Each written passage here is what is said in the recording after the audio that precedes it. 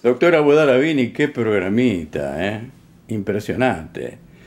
Dígame una cosa, no me lo diga ahora. Le dejo el desafío para el final del programa, para que lo cierre usted con la reflexión final. Pero, ¿qué fue lo que motivó la invitación de estos cuatro individuos? Al final. Ahora vamos a una repregunta. Infancia Compartida le va a preguntar a Luis Sicarelli no sé qué. Bueno, yo me pregunto, ¿no, Luisito? Nosotros nos conocemos hace un tiempo, nos hemos cruzado en algunos eventos, me has hecho en alguna ocasión una nota en tu radio. Sos padre, afortunadamente padre, con experiencia por tus años, ya una persona. Y cuando te viste con la experiencia, con la templanza, con la tranquilidad de poder ejercer esa paternidad, te sacaron la posibilidad de hacerlo. Mi pregunta después de esto es, ¿qué sentiste en tu primera etapa hasta que te diste cuenta de que iba este juego? ¿Qué pasó por tu cuerpo, por tu cabeza, por tus sensaciones? ¿Cómo lo viviste? ¿Cómo lo transitaste hasta que se te formó el callo? Mira, lo que vos decís es cierto, porque uno, primero que no lo puede creer. Entonces vos vas al abogado y vas a hablar al juzgado diciendo, pensando que te lo van a dar, es cierto, es una joda. Y después empezás a ver que transitas, que vas, que hablas con uno, y te quebrás. Te quebrás, hay cosas que uno no se anima a decir, te generan miedo, si haces mucho lío, a ver qué pasa, qué piensa la jueza, que pareces un loquito porque haces ruido, perdés los vínculos, tu hijo pierde todo, todo el amor que vos le diste, no lo está recibiendo. Y bueno, a mí me explotó el corazón, yo tuve un infarto por este tema. Como vos tuviste tus cosas, yo tuve las mías. Hasta que se te forma el callo. Y realmente me sigue poniendo triste esto después de 2 años y medio. Es una sombra que te sigue. Esto a mí me sigue poniendo mal, me incomoda, me da miedo. Es decir, porque la justicia no es justicia. Es decir, no se comprueba algo bien, no está demostrado, no se le repregunta a un chico en una cámara GESEL. Entonces, Dejemos la justicia a un lado. La pregunta que yo te quiero hacer es, tu día a día, todas las mañanas, todas las tardes, los fines de semana, vos estás en tu trabajo, en una reunión de amigos, ¿hay algo que te falta? Y siempre te falta. Te falta porque es algo que vos sabés que no puede elegir. Porque siempre le dicen, no papi, no te quiero ver. Listo, bueno. Pero el tema es que el chico no puede elegir. Mira, el otro día un rabino decía, bueno, cuando uno está muerto, pero está vivo. Y vos lo ves crecer por Facebook, por redes, ¿cómo es eso? Yo ni lo veo por crecer por redes ni por Facebook. Así que peor. Mirá cómo está encerrado el pibe. Cómo está encerrado mi hijo, no el pibe, Anthony. Así que es terrible. ¿Qué edad tiene? Ahora tiene 8 años. ¿Y cuánto 2 hace? años y medio que no lo veo. Desde los 6. Cumplió 6 años y la mamá dijo, no lo ves más. ¿Y cómo era tu Y relación el antes? pibe y Anthony me dijo, no, mamá es muy poderosa y te quiero matar. Mamá te puede matar porque hace brujería, ¿viste? Dice, mamá te puede matar.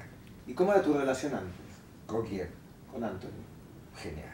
Lo iba a buscar, venía el hermanito con él, es decir, pasábamos los fines de semana felices, íbamos a todos lados, fútbol, platea, fútbol, paseo por el río, lo que fuese, teatro, viste, yo me dedico mucho al teatro, así que íbamos a los teatros, hablaban por micrófono, eran artistas, juguetes, Anthony se ponía detrás de la caja, ya como que era dueño, viste. ¿Se puede renunciar ¿A qué? a ser padre? Y dice, ¿cómo? No sé, yo no renuncio, yo sigo luchando, buscando por H y por B, por derecha y por izquierda, porque realmente, pero no tanto por mí ya, ¿no? Porque es doloroso para el pibe. Tampoco lo quiero hacer trágico porque por ahí esto también le va a formar un callo a mi hijo, espero que se lo haga fuerte y que lo haga sostenido, ¿no? Es decir, no tiene por qué ser un chico con problemas el día de mañana, ni tanto él ni el hermano, pero... Okay. Está claro. Está claro. Está claro. Está claro. A mí me gustaría hacer una reflexión con lo que dijiste. Mencionaste muchas cosas muy particulares del vínculo, como la cancha, el amor por el arte, por los teatros y demás. Y cuando uno ve esto con perspectiva de niñez, desde el lugar de la criatura termina perdiendo la mitad de su identidad. Porque tal vez por este impedimento de contacto no termine desarrollando un gusto por el arte como si lo hubiese desarrollado si continuaba con el vínculo con vos. Tal vez le hubiese gustado, no sé, la actuación, por ejemplo, y eso termina alterado. Recuerdo un caso de una mamá de Mar del Plata que le quitaron a los hijos, tuvo que venir a Buenos Aires siguiendo a los hijos. Hoy ya son mayores de edad, recuperar un poco el vínculo con uno, y también esas criaturas, si se hubiesen educado y hubiesen crecido en Mar del Plata, tal vez tendrían gusto por la pesca, gusto por navegar o por deporte acuático o algo al respecto. Se pierde por lo menos la mitad de la identidad de esa criatura se pierde. Sí, pero bueno, tampoco hay que por eso no hay que dramatizarlo, porque por eso se agarra del otro lado. El tema es cuando no se agarra de ningún lado y el pibe queda perdido, Boyando. psicótico, así Es que perdido. nuestros niños son la alquimia perfecta de la conjunción exacta de sus dos referentes afectivos. Sí, a veces hay padres o hay madres que mejor no tenerlo. No, estamos hablando de los padres y Sano, madres, ¿no? Sano. que tienen el deseo de ejercer ese rol, ¿no? ¿Y vos, Carlos, cómo ves esta movida? ¿Cómo destruye el Estado de Derecho?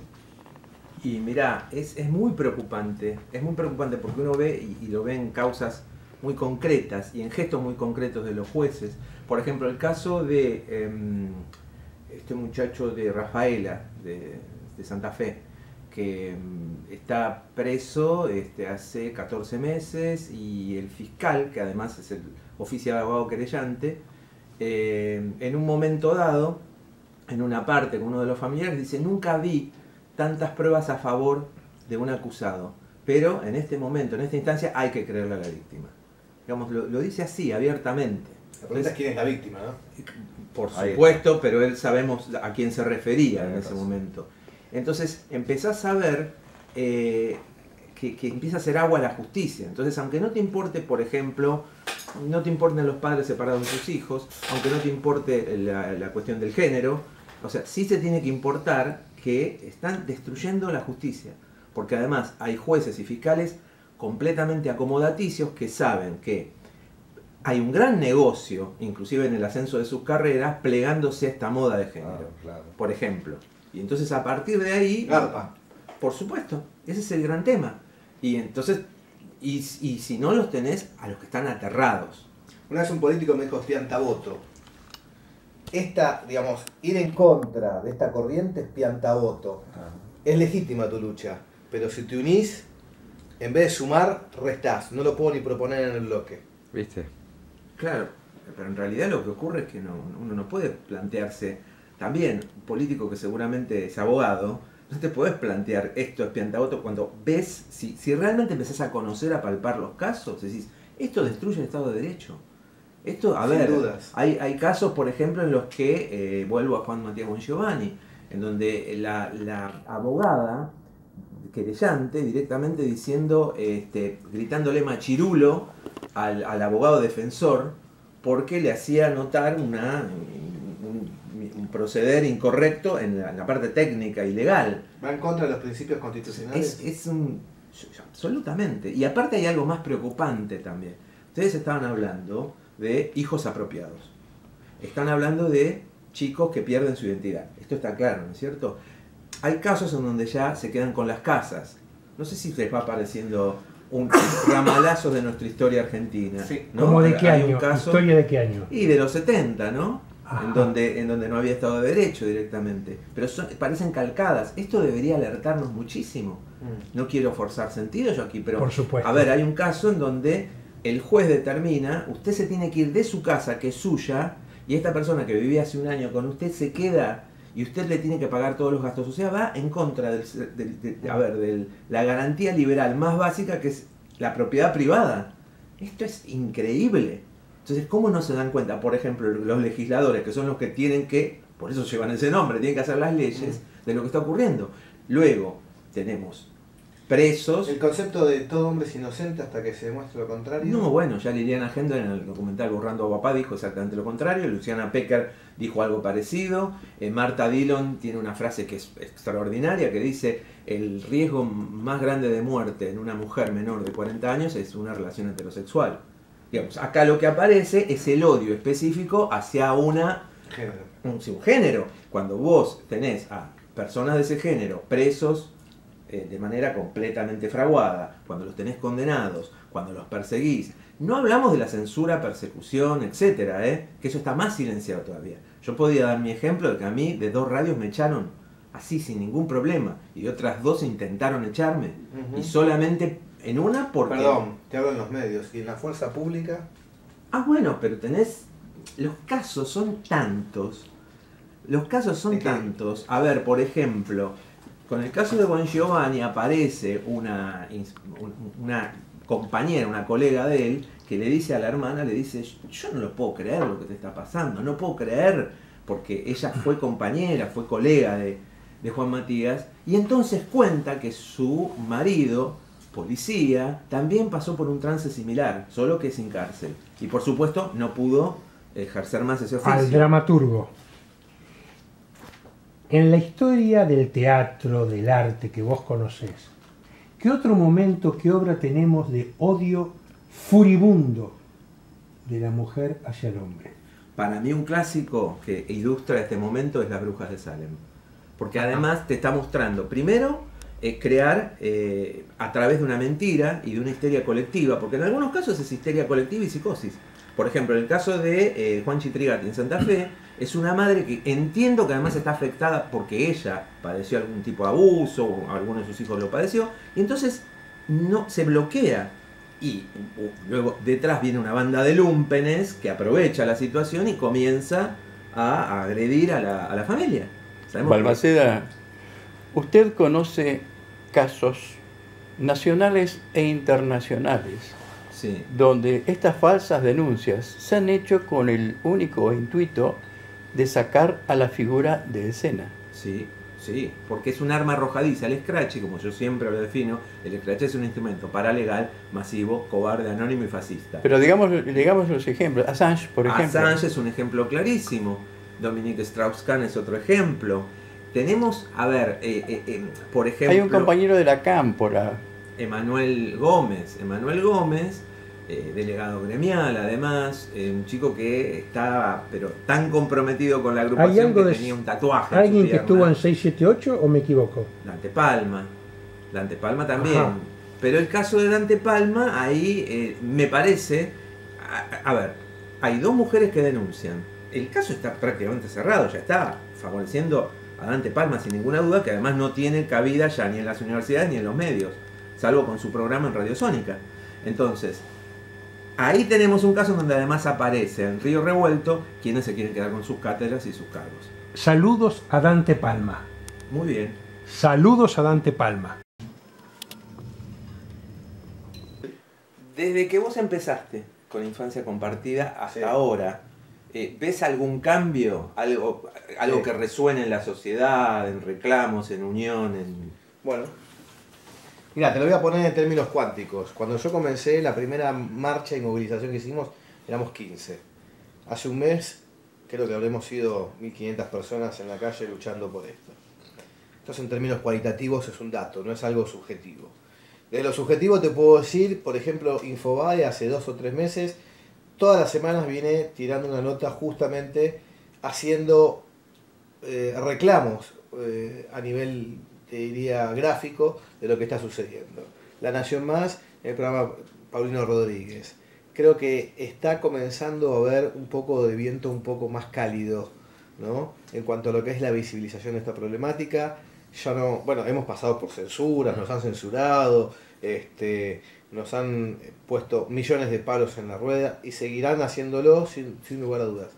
Pero yo creo que estamos comenzando a pegar la vuelta, comenzando a llegar, por lo menos detuvimos esta bola de nieve que venía creciendo y creciendo, tipo casa de brujas, y hoy ya la sociedad se está dando cuenta las mujeres se estaban dando cuenta que el discurso de extremismo no las representa y que necesitamos una justicia por sobre todo a las clases etarias más vulnerables. En principio con nuestros hijos, con la infancia. Ok. Perdón, ya no es un tema tabú. Hace no mucho, un año atrás, no se podía hablar estos temas. Y hoy encontrás a funcionarios y a políticos, jueces dispuestos a hablar un poco de tema. Sigue costando, pero no es un tema prohibido, digamos, se lo puede empezar a hablar. Y en relación a lo que mencionó recién Adrián de la participación femenina en esto, en nuestro principal canal de comunicación, tenemos varios, pero el principal es Facebook, y ahí el 56% de quienes nos siguen son mujeres. Y nos siguen, no es que nos siguen con un like, sino que apoyan y van a las protestas y a los reclamos. Y también te digo una cosa, esto le puede pasar a gente que esté en el poder hoy, ¿eh? De hecho le pasa, mirá, Es le pasa. un proceso Nosotros, que les pasa, así que tomen carta, porque un día le va a pasar a un juez, le va a pasar ¿vos te acordás de ese Pelinkowski? Sí. Que decía, un día me tocaron la puerta Sí, y estaban sí. buscando un judío, pero como no soy judío... Bertolt Brecht. Sí, de Bertolt Brecht, sí, Bueno, esta es una problemática que el que menos en la misma cuadra o a la vuelta de la manzana tiene algún conocido, algún vecino, algún familiar, directo o indirectamente, que le está tocando. En algún momento te van a tocar la puerta. sí. Entonces, por eso te digo, la indiferencia te hace cómplice y ser cómplice es ser responsable. Si vos conoces un caso de denuncia falsa, de impedimento de contacto, destrucción de vínculo, tenés que denunciarlo. Todo un día vas a ser la víctima. Y detrás de cada criatura hay una familia también, y en esa familia vos tenés abuelas, abuelos, Primos, hermanos, tíos, tías. Por eso no coincido con plantearlo también necesariamente como un tema de lucha de género, porque por ejemplo nada que ver. en mi caso personal, mis dos hermanas y mi mamá me estuvieron acompañando codo a codo. Eso es muy interesante, porque además en los casos de procesados y condenados hay mujeres luchando a favor, Sí, tal sí. cual. Esto es muy interesante, por ejemplo, en el caso de Juan Matías Bongiovanni tenés a la hermana, a Paz, a la mujer, Luciana, a la madre, o en el caso de Rafaela, que Emanuel es también, no vamos a mencionarlo por ahora, porque la madre me pide que no, pero es una enorme luchadora la madre y la hermana que es periodista de allí. Entonces, cuidado con esto, hay que rescatar muchísimo Me esa estaba lucha. diciendo- Y perdón, y con esto también, fíjense qué curioso, pero empezaron a haber madres luchando por sus hijos. Si esto no nos remite otra vez Bueno. a los 70, por favor. Es yo que siempre- las madres de las víctimas de falsa denuncia son mujeres. Sí, claro. Yo siempre dije que de esta situación que va a llevar la bandera en la primera línea van a ser las mujeres. O sea, ¿no? Y como dijo él, las abuelas. Otra vez. Sí, van a ser las mujeres. Doctora Budal, a mí usted me debe una pregunta que yo le hice al principio de Yo me olvidé esta cuál era segunda la pregunta. media hora. ¿Cuál era la pregunta? Y la pregunta es, ¿de dónde sacó la idea de juntar estos 4 personajes, no? Yo conozco a estos personajes cada cual por separado. Conozco la lucha que están llevando a cabo cada uno. Conozco el valor de cada lucha. Entonces, creí que era necesario juntarlos para que cada cual escuche al otro, aprenda y se enriquezca. Y eso ocurrió. Voy a sintetizar brevemente mi experiencia. Yo hace 22 años vi mi primer caso de falsa denuncia. En aquel momento me pareció que era algo circunstancial. Le debo a 2 jueces, a un juez de familia, el doctor Cárdenas, y a un juez penal, el doctor Horacio Insaurralde, que me dijeron, esto no es circunstancial. Hace 22 años me dijeron, esta es una epidemia. Voy a sintetizar mi diagnóstico de la epidemia hoy. Mi trabajo en esto es como perito, pero yo aprendí de mi padre, del doctor Favalor y de muchos, que el médico trabaja en su consultorio, trabaja en tribunales y es una persona social. La definición de animal político clásico de Aristóteles, ¿qué es un animal político? Es que el hombre es un ser social. Se voy a sintetizar las dos caras. Uno, falsas denuncias de brutalidad de género. Dominique Strauss-Kahn, el gran jugador de fútbol Neymar, uno de los grandes actores negros de los Estados Unidos, el más famoso de todos, hombre de 80 y pico de años. En la Argentina, el gran Pablo Rago, Pablo, mi respeto y mi honor. El senador de mi provincia, el senador Marino, senador, mi respeto y mi honor. Y ahora les voy a sintetizar las modalidades del daño a los niños. Porque el concepto de niño, trofeo de guerra, es un concepto genérico. Los daños son específicos. A mí un juez me pregunta, ajá, ¿así que usted considera que este lío entre los padres dañó al niño? Sí. Pruebas. ¿Cuál es el tipo de daño? El tipo de daño es específico, no es genérico. Daño número 1. El daño al niño de la provincia más importante de la República Argentina. Mi tierra, que me duele, me humilla. Es el caso Lucio. ¿Qué quiere decir? Como dijo el doctor Aguerrido, esto es un caso de odio, de crimen de odio. Quiere decir que una mamá y su pareja gay, por odio, ¿odio a quién? Al mundo, a los niños, a los hombres, mataron, vejaron, violaron y torturaron. La brutalidad infinita. Caso número 2. Caso Living Case, famosísimo, lo conoce todo el mundo. Lo ha difundido maravillosamente Mauro Viale, Mauro en honor a su memoria, y Paulino Rodríguez. El caso de Rotili. La mamá de las niñas Rotili, siendo pequeñitas, las obligó a mentirle a los jueces. Y los jueces creyeron a esas niñas. A esas niñas, ¿cuánto les llevó? 20 años salir de ese lodo siniestro, sí, 20 años de terapia. Ojo, y este es un caso favorable, con 20 años de terapia parece que están zafando, hay dudas. Caso número 3, la hija de una de las actrices más famosas de la Argentina, Ana Chiara del Boca, hija de Andrea del Boca, famosísima actriz. ¿Qué ha dicho una jueza recientemente? Que en este juicio que lleva 20 años, a esa niña le han implantado falsos recuerdos de haber sido violada por el papá. Falsos recuerdos es falsa percepción, falsa creencia, falso odio, falso diagnóstico. Caso número 4. Niños dañados. En este momento estoy con un caso donde a la niña o a los niños les inculcan odio al otro papá. Porque después de un año de lavado de cerebro, se les puede inculcar odio al otro papá. Y termino con el último. Un nene, después que la mamá hizo denuncias de abuso por sus 2 hijas, que las perdió las 2, le hizo una denuncia por el nene, 8 o 9 años el nene. La perdió. El papá llevó al nene a almorzar un domingo junto con un asistente social de testigo y comieron remolachas. Después de comer remolachas, el nene el otro día hizo caca roja. ¿Qué hizo la mamá? La asistente social dijo, comió remolachas, yo soy testigo. La mamá dijo, no hago la denuncia. Pero en el colegio del nene, 8 años, dejó traslucir que el papá había violado al nene. Por lo tanto, bullying brutal contra ese nene. Entonces, el daño a los nenes en cada guerra es específico. En el caso Lucio es brutal, pero en el caso de la dramaturgia y la historia, Medea, por odio a su marido, mató a sus hijos. Magda Goebbels, en el Tercer Reich, le dijo a su marido, ¿cómo vamos a permitir que nuestros hijos se críen en este nuevo mundo que para nosotros es malo?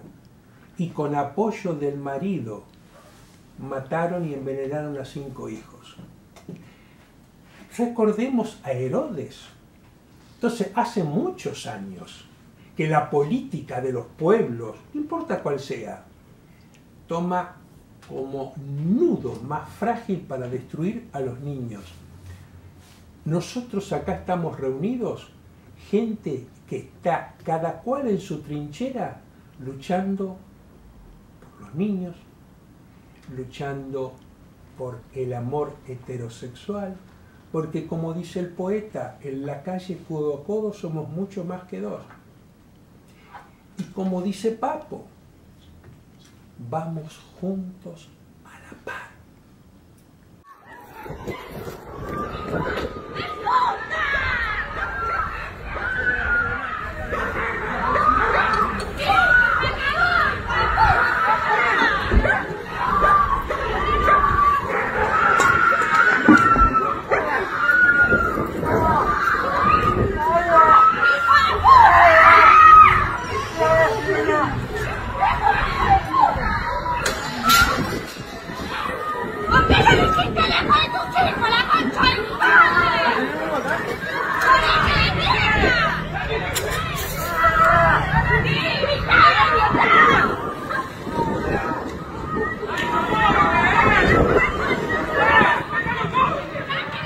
Doctor Oscar Abudarabini, bueno, concluimos un programa después de una cena espectacular de la cual usted es el perpetrador principal, ¿no?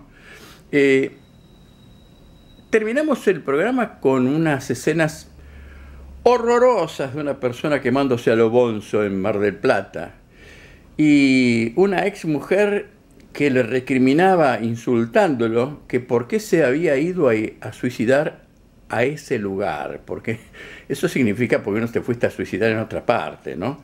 ¿Qué lectura hace eso usted, doctor? Los papás que reciben acusaciones de abuso sobre sus hijos van desde un extremo al otro. En el extremo más brutal tenemos papás como este que se suicidan en el lugar equivocado, pero se suicidan. Luego tenemos papás que después de pelear en los tribunales 10 o 15 años, abandonan la lucha por sus hijos y se declaran derrotados. Otros papás, como uno que yo conozco, abandona también el país, agotado, agobiado, desesperanzado de pelear sin sentido. Otros papás la pelean un poquito desde lejos, durante 10, 15, 20 años, esperando, como en el caso de Rotili, de que cambie el curso de la historia y las hijas, en el caso de Rotili, reanuden el contacto con el papá. Otros papás, como el papá de Anaquiara del Boca, la hija de Andrea del Boca, y hace 22 años que están peleando por su hija. Este señor, Biasati, no la abandonó, hace 20 años que pelea. Entonces vamos desde el extremo más brutal del papá que se da por absolutamente derrotado y se mata, y pasando por varias formas intermedias, llegamos al caso del papá de Anaquiara del Boca, y hace 22 años que pelea. Claro, pero para poder hacer esa espera, doctor, hay que tener mucha plata. Hay que tener muchas pelotas y mucha plata. Algunos tienen solamente plata y abandonan. Otros tienen solamente pelotas y las siguen a como dé lugar. Gente muy humilde que la sigue, sin plata. Porque yo le digo, un hombre trabaja, compra su auto, consigue su lugar donde vivir, tiene sus hijos y de pronto se encuentra tirado en la calle, sin recursos para poder siquiera alquilar en algún lugar, con la expectativa de dormir esa noche, la siguiente, la otra y las demás en la calle. No va a tener un peso para ir a beber a sus hijos ni sacarlos a dar una vuelta. Es dramático eso, ¿no? Es durísimo. Mira, voy a citar un caso con nombre y apellido. Sebastián Sarabia, Río Gallegos. Sebastián Sarabia lleva 3 años y pico preso, hace casi 4 años que no puede ver a sus hijos, lo echaron del trabajo, no tiene un sope partido por el medio. La familia le da unos pesitos para que coma. Entonces, él tiene que seguir estando unos cuantos años en la cárcel y luego ver si conjuntamente con los amigos y la familia encuentra fuerza. Plata no tiene, encuentra fuerzas para tratar de recuperar a sus hijos después de 5 o 7 años sin verlos. Entonces, cada cual es su cada cual. Vuelvo a decirte, conozco papás de muchísimo dinero, empresarios poderosos, que se han ido del país agobiados y cansados y derrotados. Otro papá, hace 10 años que perdió a su hijo, que no lo puede ver, tiene dinero, tiene buen trabajo, buen pasar y bueno, abandonó. Gente muy humilde, sin un centavo, la sigue peleando. Acá lo que se juega es que es la función paterna, para cada uno, para cada papá. Entonces cada papá, con plata o sin plata, y verá qué hace con su paternidad en este contexto absolutamente desfavorable. ¿Vos tenés el tupé de perderte el próximo programa?